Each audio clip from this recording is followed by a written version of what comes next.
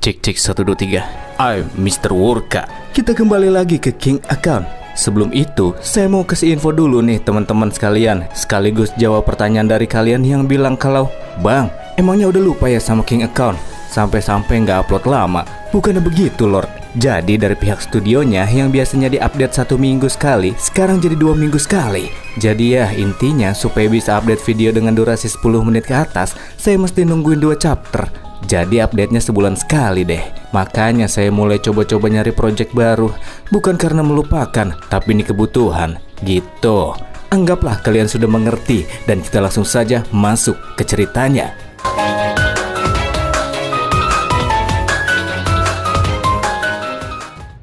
Masih di bintang kompetitif, Hyew dan para budak perang akhirnya masuk ke tahap final Alien Hunting Ground. Dan di sesi final ini Hyew bakalan solo karena rekan-rekannya yang lain udah pada kehabisan kekuatan buat bertarung. Hyew kini sedang dihadapkan dengan sebuah portal hitam kemerahan, memancarkan kekuatan yang mengerikan, menunjukkan jika lawan yang selanjutnya akan dihadapi bakalan lebih kuat dari sebelumnya.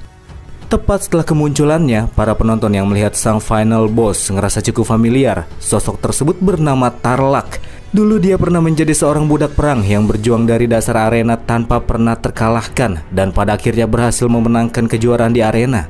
Setelah mendapatkan hadiah utamanya, Tarlak memilih untuk meninggalkan kebebasan yang mestinya dia dapatkan dan lebih memilih untuk bertarung dan menjadi bos terakhir dari tantangan Alien Hunting Ground. Karena pertarungan terakhirnya akan segera dimulai, pembawa acara Mata 3 pun langsung menutup sesi taruhan. Abis ngeliat kalau musuhnya adalah Tarlak, para alien yang masang taruhan buat Hyew ngerasa menyesal, mikir kalau Hyew itu udah pasti auto kalah. Sementara mereka yang gak pasang taruhan buat Hyew ngerasa bersyukur. Sambil memasang muka liciknya, Cicicak merasa penasaran bagaimanakah Hyew yang sebelumnya bisa menang, tapi kini mesti ngelawan Tarlak yang tak terkalahkan. Tarlak sendiri merupakan kartu traf terkuat yang dimiliki oleh alien kodok 1 ini. Makanya Cicicak punya kepercayaan diri yang tinggi kalau kartu trafnya itu bisa ngelain Bang MC. Di arah lain, Arnold juga nggak menyangka kalau Cicicak punya kartu traf sekuat ini. Sangat merepotkan.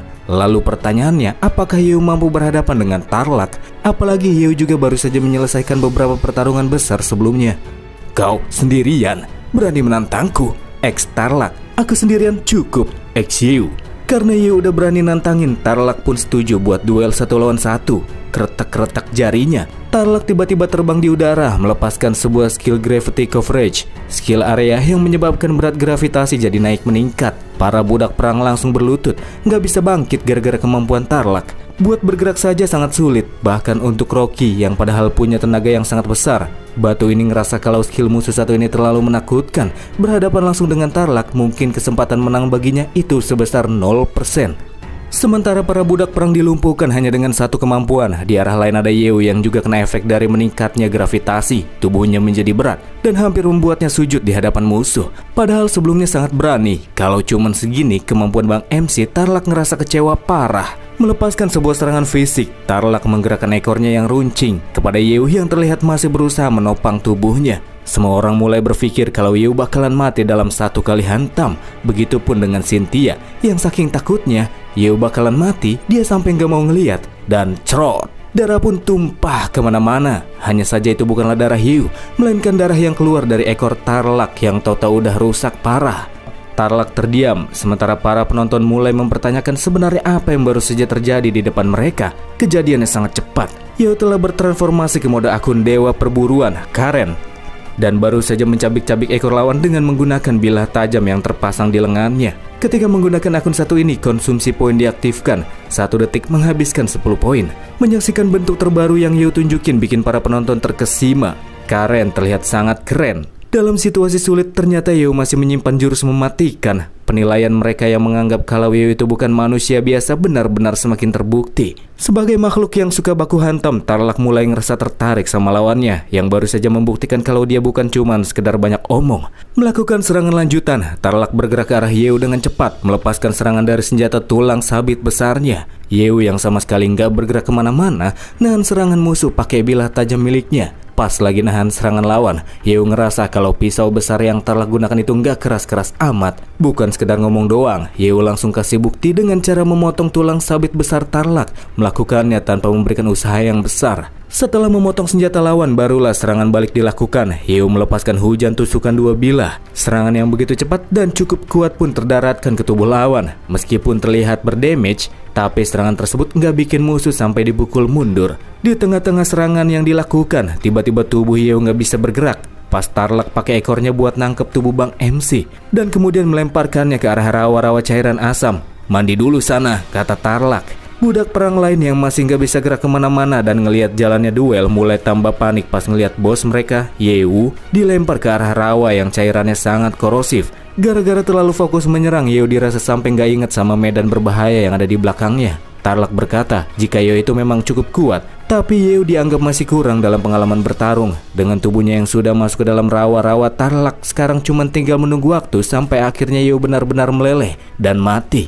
Ngomong-ngomong soal pengalaman bertempur, Yeo dianggap nggak berpengalaman. Bercanda.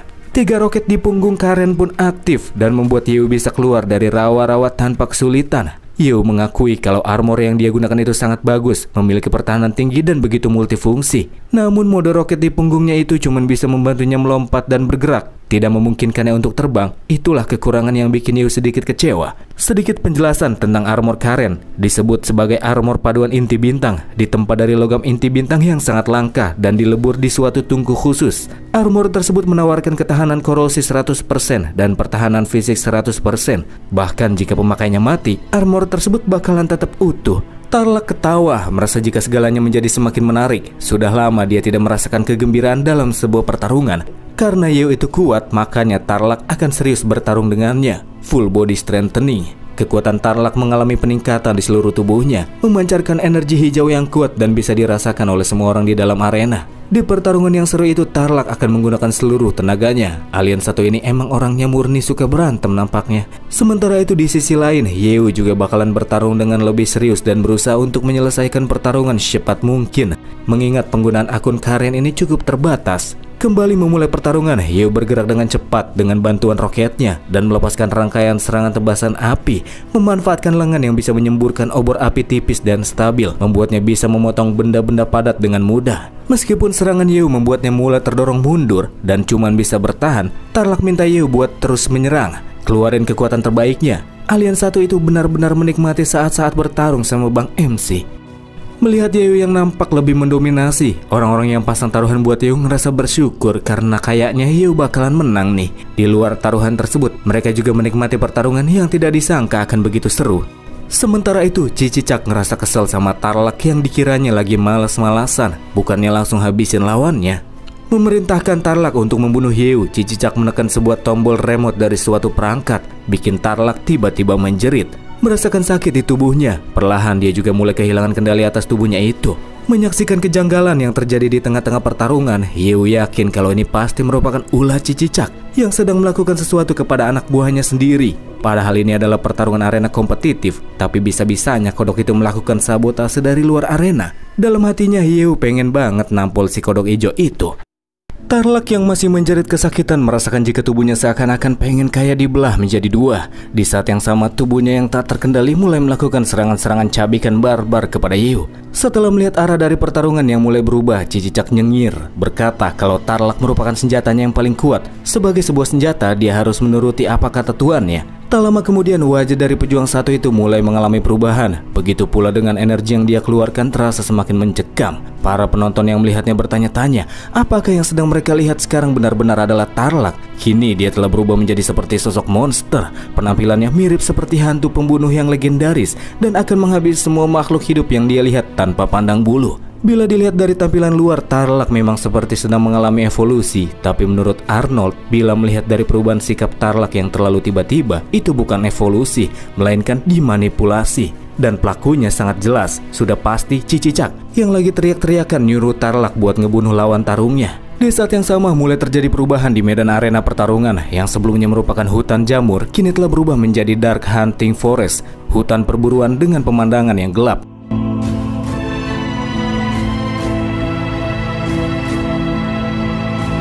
Sesaat setelah arena pertarungan berubah, Yeo mendapati jika lawan tarungnya menghilang dari hadapannya, pergi entah kemana.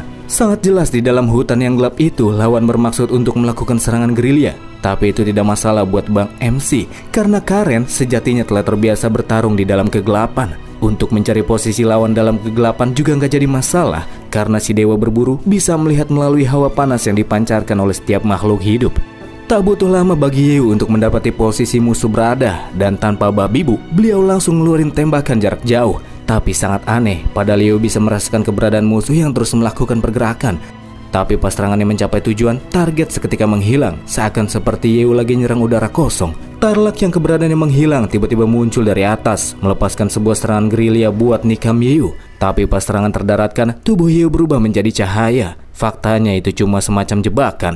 Sebab setelahnya Tarlak langsung menerima rentetan tembakan dari arah kejauhan, yang tentu saja itu berasal dari Yeu.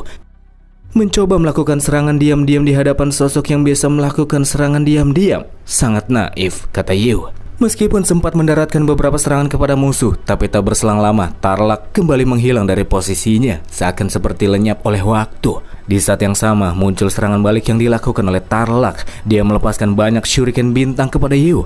Sementara Tarlak sendiri nggak ngeliatin dirinya. Untuk terhindarkan dari damage yang ditimbulkan oleh serangan lawan, Yeu bergerak memutar dibantu dengan kedua bilahnya untuk menghempaskan semua shuriken bintang. Dengan cara itu Yeu sama sekali nggak terluka. Serangan balik langsung Yeu lakukan, mempersiapkan sebuah busur dan kemudian melesatkan anak panah yang menembus sebuah pohon. Bukan serangan asal, Yeu udah tahu kalau Tarlak yang ngilang dan hawa panas tubuhnya hampir nggak kerasa, itu gara-gara dia ngumpet di balik pohon. Setelah anak panah menembus pohon, terdengar suara jeritan musuh, nandain kalau serangan Yeu kena sasaran. Kiranya Yeu nggak bakalan tahu gitu kalau musuh lagi sembunyi. Cih! Yeu langsung meluncur mendekatkan diri ke arah target dengan bantuan roket di punggungnya. Dan ketika tiba di hadapan lawannya, beliau melepaskan sebuah tendangan keras di udara, menghempaskan Tarlak ke arah permukaan dengan keras. Tarlak yang kena tendangan telak Yeu yang menyakitkan kembali bangkit dan mulai mendapatkan kembali kendali atas tubuhnya. Tapi itu cuma sebentar, sebelum akhirnya dia kembali merasakan rasa sakit di sekujur tubuhnya. Rasa sakit yang selalu datang sebelum tubuhnya dimanipulasi. Yeu langsung sadar kalau kejadian yang sekarang dia lihat itu sama seperti sebelumnya. Dan itu dilakukan sama Cicicak yang lagi teriak di dalam pikirannya, memberikan instruksi kepada Tarlak untuk membunuh lawannya. Terus bertarung dengan niat membunuh, dan Cicicak gak akan membiarkan Tarlak berhenti sampai dia benar-benar mati. Tarlak yang telah bangkit tiba-tiba melompat ke udara, mengaktifkan mode high speed 2 kali. Sesuai dengan namanya, kalau dibandingin sama sebelumnya, kini kecepatan Tarlak bakalan meningkat 2 kali lipat. Pada saat itu Yeu bisa merasakan jika musuh bisa berpindah posisi dengan begitu cepat, jauh lebih cepat dari sebelumnya. Tarlak yang bergerak cepat juga menyerang area sekitar, menyebabkan reruntuhan terjatuh dari atas. Itu dilakukan supaya pergerakannya makin gak kebaca. Sebelum akhirnya dia mendapati titik buta Yeu dan mencoba mengambil kesempatan untuk melakukan serangan. Mestinya serangan itu berhasil terdaratkan, akan tetapi gak gerak sedikit pun dari posisinya berdiri. Yeu ninju ke atas buat nahan serangan gerilya Tarlak. Cukup nggak bisa dipercaya, padahal kecepatannya udah meningkat 2 kali lipat. Tapi Yeu terlihat masih bisa mengimbangi pergerakan musuh yang satset. Bukan dalam hal gerak sana sini, tapi dalam memblokir serangan yang datang. Memang bukan orang beliau satu ini. Sambil mengeluarkan sebuah perangkat, Yeu ngomong kalau dia udah ngerasa bosan main kucing-kucingan kayak gitu. Perangkat jaring deteksi inframerah. Bukan hanya sekedar sinar inframerah biasa yang muncul buat bikin kacau pandangan seseorang, tapi kegunaan sebenarnya ialah untuk menangkap target yang memancarkan hawa panas dengan tepat. 100% pasti bakalan kena. Setelah tertangkap, Tarlak nggak bisa kabur-kaburan kemana-mana lagi. Sempat mencoba untuk melepaskan diri secara paksa, tapi itu tidak berhasil. Setiap sendi-sendinya kini telah dikunci. Sambil nodongin pistol, Yeu ngomong, "Udahlah, jangan buang-buang energi lagi dan menyerahlah karena dia sudah kalah." Bukannya balas omongan Yeu, tapi Tarlak malah kembali berteriak dengan keras. Di saat itulah akar-akar Dark Forest mulai bergerak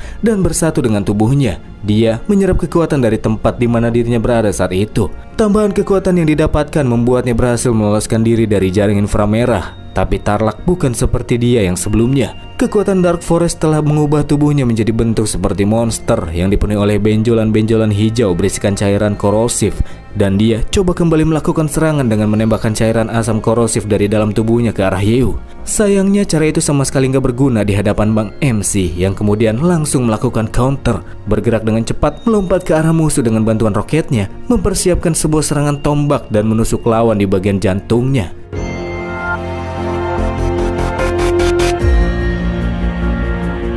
Meskipun telah melemah, tapi sepertinya itu masih belum cukup buat numbangin musuh.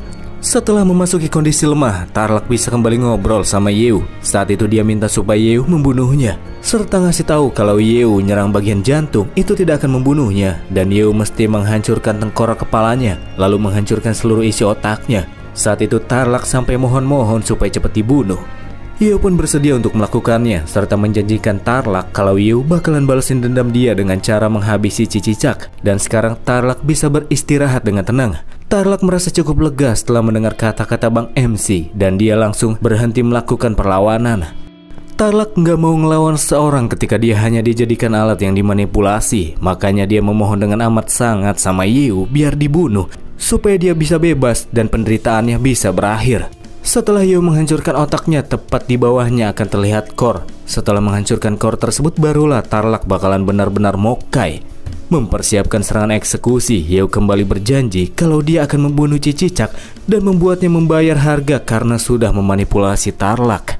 Tapi sebelum serangan akhir benar-benar dilakukan, Yeu malah kembali ke mode normal. Gara-gara poin yang dia kumpulin sebelumnya udah habis. Melihat itu, Cicicak langsung ketawa, berkata kalau surga masih berpihak sama dia, dan kali ini Yeu bakalan dimokatin sama senjatanya. Tapi pas lagi teriak-teriak, tiba-tiba tangan Cicicak ditangkap, dan itu dilakukan sama Arnold. Kodok hijau itu akan dihukum karena telah melanggar aturan kompetitif yang ada di planet tersebut, gara-gara dia sudah terlalu ikut campur dari luar dalam pertarungan di arena yang mestinya berjalan dengan adil.